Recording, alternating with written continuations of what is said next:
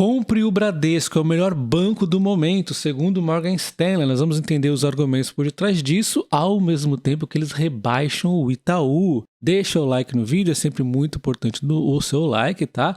E também se inscreva no canal ativando o sino. Antes da gente ver os argumentos do Morgan Stanley, vamos entender essa queda do Bradesco. Olha quanto exagero teve. Teve aqui a pandemia, teve a questão das seguradoras que teve um impacto forte na pandemia, pelo Bradesco ter muita exposição a seguros, sofreu mais que os demais bancos, teve a questão da inadimplência, depois teve a Americanas, depois teve inadimplência de novo, e o banco só cai as cotações, e houve um exagero, porque quando a gente olha o lucro, realmente não sofreu tanto, ele tá meio aqui que um sobes e desces, mas não tá ruim, só que a cotação precificou o inferno, é aí é que mora a grande oportunidade. A escolha entre BBDC4 e BBDC3, nós temos aqui, para quem não opera com opções, é nítido que o BBDC3 está melhor. Ele tem aqui um PL bem mais descontado, um PVP, ao ponto de compensar o dividendo menor dele, ou seja, ele está tão mais descontado que o dividend yield ainda fica maior que o BBDC4. Então, para quem não opera com opções, o 3, eu opero com opções, ainda assim eu consigo operar com 3, estou mantendo 3 por enquanto, mas a partir do momento que igualar um pouco mais, talvez eu troque, porque eu gosto da liquidez do 4. Mas assim, acho que é o único motivo, senão não tem porquê. O BBDC3 tá mais atrativo, né? Aí vai de cada um também, né? A 3 é a mesma ação que os controladores têm, é ON, né? Enfim. O valor intrínseco de Graham nos mostra um valor do BBDC3 com uma margem de 82%. Então tá bastante descontado pelo PL e o PVP, mas o PL nesse ano também deve ter aqui algum impacto, mas depois volta a melhorar novamente, inclusive a números melhores do que esse. E vendo aqui a opinião do Morgan Stanley, eles rebaixam o Itaú para neutro e elegem o Bradesco como favorito entre os bancões, colocam compra de olho no comportamento da queda da Selic. Interessante o estudo aqui que o Morgan Stanley fez, analisando 6 ciclos de flexibilização monetária. Eles apontam que o Itaú é o banco que mais tem sofrido, mas observe as aspas, né, nesse corte de juros, porque não é que o Itaú vai sofrer como o Bradesco e o Santander sofreu na alta dos juros, não é isso.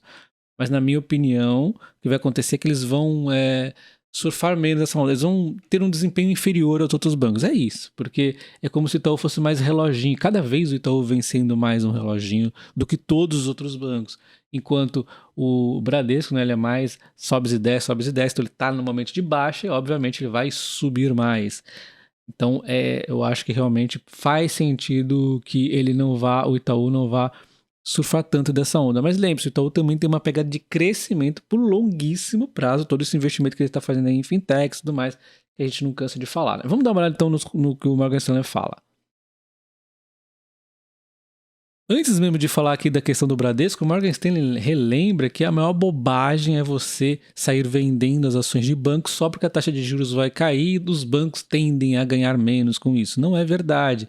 Eles relembram que os bancos, na verdade, eles têm um desempenho mais resistente em momentos de Selic alta que os outros setores, mas quando a Selic cai, eles também têm um bom desempenho. A gente já sabe, a Selic em baixa vai ter menos inadimplência, vai ter mais concessão de crédito, vai ter um aquecimento na economia, a margem a mercado também deve melhorar aqui, principalmente na questão do Itaú e do Santander. Esse é um diferencial para os dois, inclusive, né? Então, tem que ficar com esses pensamentos em mente. É uma bobagem aí sair vendendo bancos porque a Selic vai cair, né? Não é bem assim que funciona. Eles comentam aqui que o Banco do Brasil subiu 37% no ano, o Itaú 17%, o Santander 13% e o Bradesco 11%. E aí, o MSCI Brasil, né, as ações do Brasil, subiram apenas 3%. E aí fica todo mundo com medo, né, de ficar nos bancos. Eles subiram mais, só que acontece que eles estavam aí de graça, né? Estavam doados, é por isso que eles acabaram tendo um desempenho superior, na minha opinião. E o Morgan Stanley destaca que o Bradesco tem sido mais equilibrado nesses momentos de taxas caindo, ele tem sido mais estável entre os grandes bancos quando as taxas caem. Interessante esse ponto, mas na minha opinião não é nem questão de equilíbrio. Eu acho que ele realmente vai se destacar dessa vez, aparente na minha opinião, tá? Por conta dele ter caído mais e por conta dele ter sofrido muito. Então, tem que esperar um pouquinho esse período difícil, depois ele deve se performar melhor em termos de resultado. Em termos de cotação, aí fica um pouquinho complicado. Às vezes o mercado antecipa, às vezes não, né? Vamos ver como é que vai sair aí. Eles completam que, dentre esses fatores, exatamente o valuation deprimido, conforme eu falei agora, né, reitera, faz o Morgan Stanley reiterar o Bradesco como compra, o favorito para eles, e reiteram também o Santander como compra, mas o grande ponto aqui é o Bradesco mesmo. No entanto, estamos deixando o Itaú de overweight para weight, dada a extensa evidência de baixo desempenho quando as taxas caem. É difícil ignorar os resultados menos favoráveis no banco, como a reação da queda de taxas no passado, pelo menos frente aos seus pares. Bom, então o Morgan Stanley analisou 6 anos aí de taxa de juros caindo, porém as realidades dos bancos eles foram mudando ao longo desses últimos tempos. Eu vejo o Itaú agora diferenciado, tá, do que era antes. Vamos ver aqui, ó, pegando a última queda de juros aqui, vamos pegar de 2016 até 2019, porque aí vem a pandemia e já bagunça toda a história, né? Mas 2016 até 2019, olha só, a receita oscilou e tudo mais, mas o lucro ele foi subindo, né? Foi um reloginho aqui, subiu muito bem. Então o Itaú ele foi bem na última questão da taxa de juros. A gente vê aqui, ó, 2016 foi o início aqui de uma queda de juros até 2019 ali. Então foi bem esse desempenho aqui do Itaú na última vez que isso aconteceu. Enquanto o Bradesco, de 2016 a 2019, a receita caiu, o lucro oscilou. Ele realmente veio caindo um pouquinho, mas depois deu um salto legal. Então, assim, oscilou. Não foi. Foi bom, ficou acima em 2019, mas teve uns períodos aqui de queda, né? Enquanto a Banco do Brasil é complicado, porque teve política, teve mudança, né? Muda muito. A receita veio caindo, o banco foi se otimizando na concessão de crédito, aí realmente saltou muito, mas enfim, depois ainda deu um salto. O Banco do Brasil, depois de ter realmente se organizado, parado com essa questão de crédito barato, né? E focar no agro, ele realmente tá demais, né? Vamos ver se eles mantêm assim. Por enquanto, parece que vai manter, né? Então, o Banco do Brasil realmente desempenhou muito bem nessa queda, deve continuar desempenhando bem.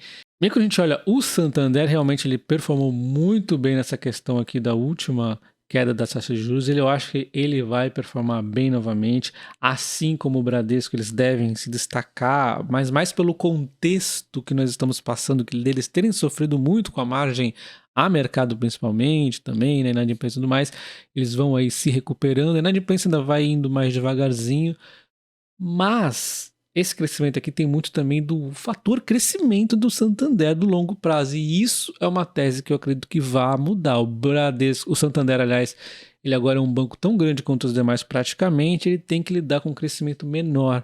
Então, na minha opinião, eu vendi aqui em 2020 por conta dos dividendos altíssimos, todo mundo querendo ele, eu fui para o Banco ABC, foi por conta do curto prazo que eu imaginava que ia sofrer, foi por conta do Banco ABC que eu vi uma perspectiva de ser um novo banco de crescimento, porque o Santander não conseguiria mais entregar para mim esse grande crescimento no longo prazo. É minha opinião só, tá? Vai aí de cada um refletir. Na minha opinião, inclusive, que o bancão que mais está investindo em crescimento é o Itaú. E falando da Itaúsa, ainda é muito Itaú, principalmente na questão dos dividendos. Eles ainda não mudaram essa chave, vai ser mais para frente. Os dividendos do Itaú é que acabam virando Itaúsa. Então, depende do desempenho do Itaú, depende do desconto hold e tudo mais. As participações dentro aos poucos vão ganhando relevância, elas estão numa fase aí de consolidação de crescimento. E o que importa para a gente fazer essa comparação é muito olhar como é que está principalmente o Itaú no curto prazo e ver o desconto hold. No longo, essas empresas aqui elas vão ganhar cada vez mais espaço, inclusive em dividendos, né? Enfim, nós temos aqui então 19,1 de desconto holding, o que significa que é um desconto meio que em linha com o histórico, né? Embora seja um pouquinho acima do desconto justo, segundo o Setúbal ali seria 15% no máximo, ainda assim é em linha com o histórico do mercado. Então isso quer dizer que a Itaúsa não tem um desconto adicional acima da média, vamos assim dizer, em relação ao Itaú. Então ela deve performar parecido. A Itaúsa no último ano subiu 12%. Eu gosto dela aos 8,30 aproximadamente. Quando está abaixo é melhor ainda. Mas nesses preços de agora, por enquanto eu estou olhando, mas ainda não vejo a Itaúsa cara não. Abaixo de 10 dá sempre para a gente estar pensando. O problema é que nós estamos num Brasil tão complexo o cenário que de repente pode vir uma nova queda. Então eu fico aqui no momento olhando, não acho a Itaúsa cara, mas o cenário me faz esperar um pouco. Itaú teve uma alta de 12,5%, bem parecido aqui com a Itaúsa nesse período. E o Bradesco ele vem de queda já há um certo tempo. No último ano ele ainda está em queda de 9,3%. No ano atual ele está em alta de 6%, uma alta menor. Porém o pessoal se apega muito à alta que ele teve desde o fundo e aí chega a ser 22%, porque ele tem sido um banco bastante volátil diante de uma série de problemas que ele tem enfrentado. Mas ainda assim está bastante barato. Mas ele está batendo aqui num ponto que talvez ele tenha uma dificuldade de passar os 13,75 aproximadamente, tá? Enfim, o Bradesco ainda segue como mais barato. BBDC4 também na situação similar, inclusive batendo aqui num topo também que tá tentando subir, vamos ver se consegue.